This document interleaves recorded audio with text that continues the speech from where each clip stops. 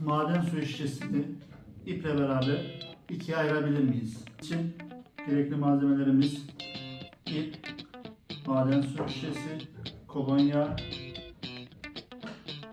çakmak ve su. Öncelikle ipi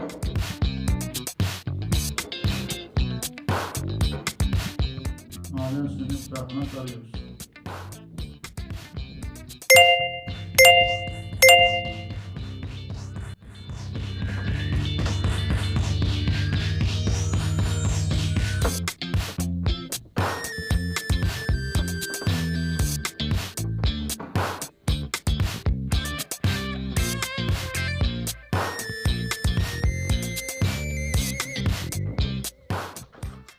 Şimdi kolonya.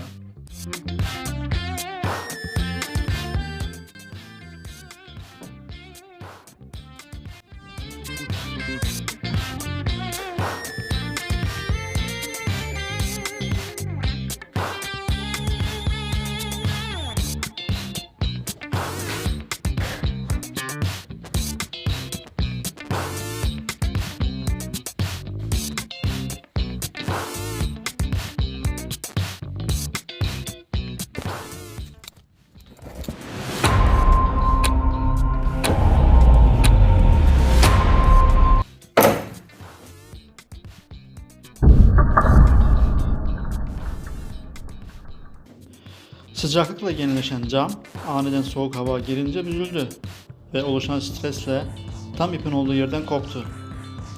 Evde denerken dikkatli olun. Daha fazla deney için takipte kalın.